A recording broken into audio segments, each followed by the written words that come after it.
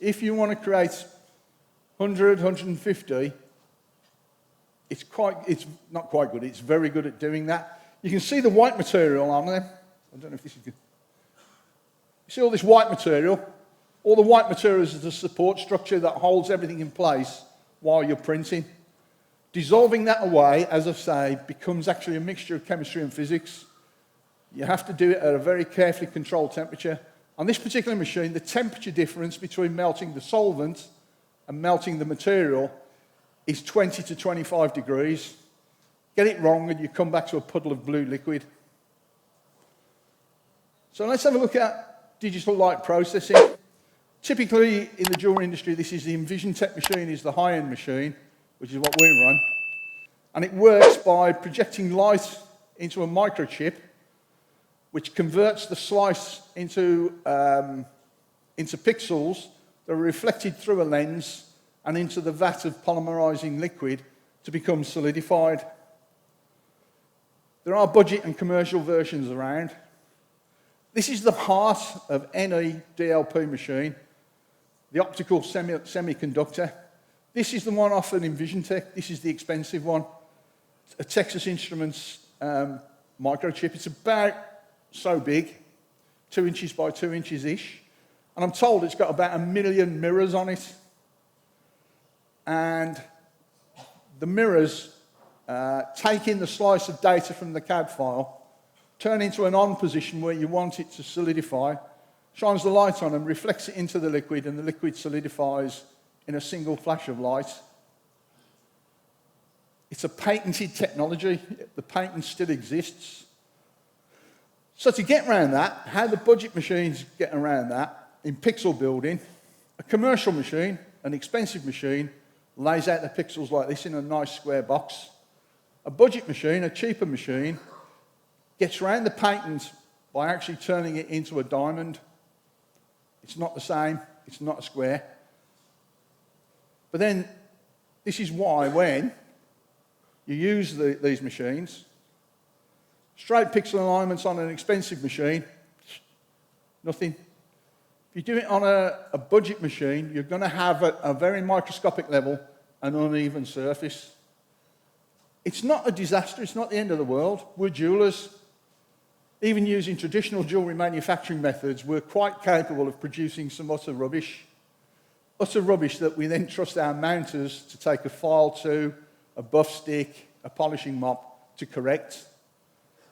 All I'm saying here is that the difference is you are going to get a slightly uneven surface finish from a lower end machine. And also then when you're getting into square corners, you face exactly the same problem. Also, many of these machines have plastic optics and lenses. Here's a brand new lens just been fitted into the machine. This is the same lens about 6 weeks later after being used daily. It's just the nature of the thing. If you're using plastics and not glass, and glass optics, they're going to wear quite quickly. The chemicals are quite active and will start to burn in, especially if you get a setting wrong and you overcook. Also, you get what you pay for. Build plate area. The bigger the build, the more expensive the machine.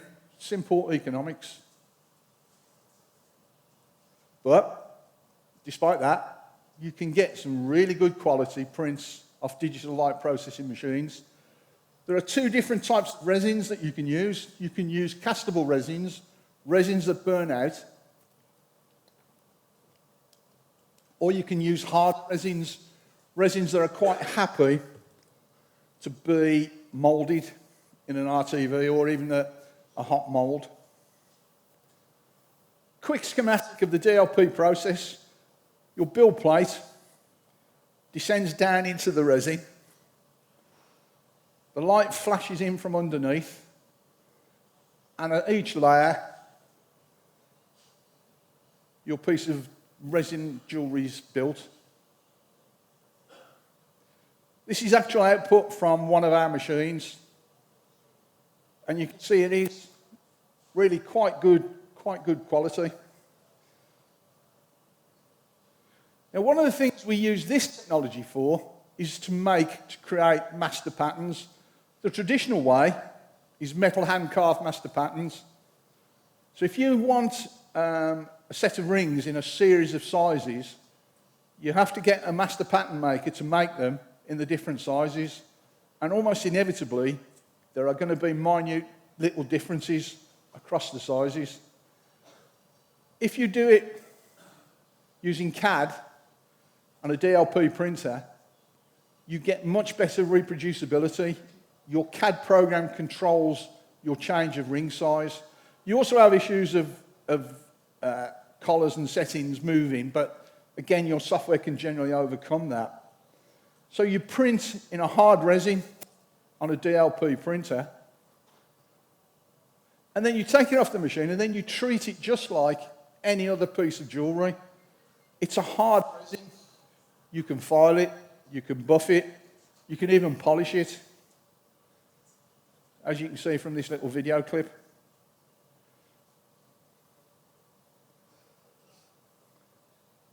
You then take that master pattern and make a mould. A silicon cold cure mould is what we'd recommend. Then your mould cutter gets to work. Again, it's a skill that needs teaching, that they need to understand that what's underneath isn't a piece of metal, it is a piece of resin.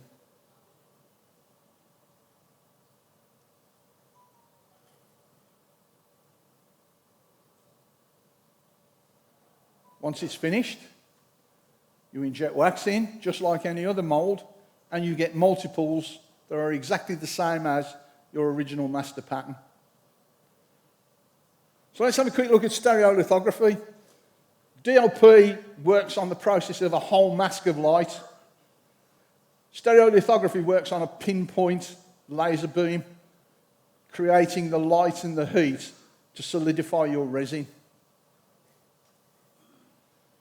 One of the most popular machines in the UK for this sort of technology is the Form 2. Now the new version is the Form 3, from which you get some very good, very castable prints. So now let's get into the thing that I'm really here to talk about: additive manufacturing, direct metal laser sintering, printing in metal. The technology uses a laser beam to create solid forms from powdered plastic, ceramic, glass or metal. From the CAD file, the software calculates the movement of the laser for the layer-by-layer building process. A thin layer of powder is put on the build platform, and we'll see some videos of that soon. The laser melts and solidifies and then puts another layer on top, sometimes called additive layer manufacturing. And there's a schematic of how it works. I have said to the guys, I'm quite happy for this presentation to be made available. We'll take it up with the GJSCI, and as I say, I'm very happy for them to pass this presentation on to anybody who might want it. There are a number of metal DMLS printing technologies around. We've had a look at all of them, and I'm going to take you through some of our processes. There's the Concept Laser M-Lab, there's Sysma, and there's a guy from Sysma here somewhere. Where? There he is at the back. I think he might be talking about his machine later, so I'm not going to tread on his toes today. But let me say, everything I've ever seen off a Sys machine is really very nice. And if you're interested in metal printing, you need to come and listen to this guy's talk later today. So, what we're talking about, 8 years ago, maybe 9 years ago, we started experimenting with direct metal printing on an industrial machine. These rings are actually printed in steel. It was a first-off test on an M-Lab machine just to see if can we print jewellery using this technology. And yes, we can. We discovered, yes, we could. We had things to learn, support structures. The things that hold everything in place during the printing process were quite interesting to have to learn about. They're not entirely different from a casting sprue, but they are different, and you do have to be aware of them and how they function. So we began experimenting with some people in Italy, a company called Legor, who gave us access to their MLab machine. So you can see an MLab machine just being emptied. So the machine enables you to constrain your precious metal powder. This is 18 karat yellow gold you can see here. And the guy in the top left corner is just starting to sweep out the machine ready to take out the build plate. The build plate is the square object you can see in the second picture. Here you can see those rings that were being built completely out of the powder bed. So on the right, still being cleaned off. On the left, most of the powder has been removed. Then the next process generally is to sandblast or bead blast, water jet blast. We prefer bead blasting because we can recover any losses. But then here you can see 18 karat yellow gold. Pretty good finish. What you might say to yourself is, actually, I could cast that, and you're correct. They could be cast.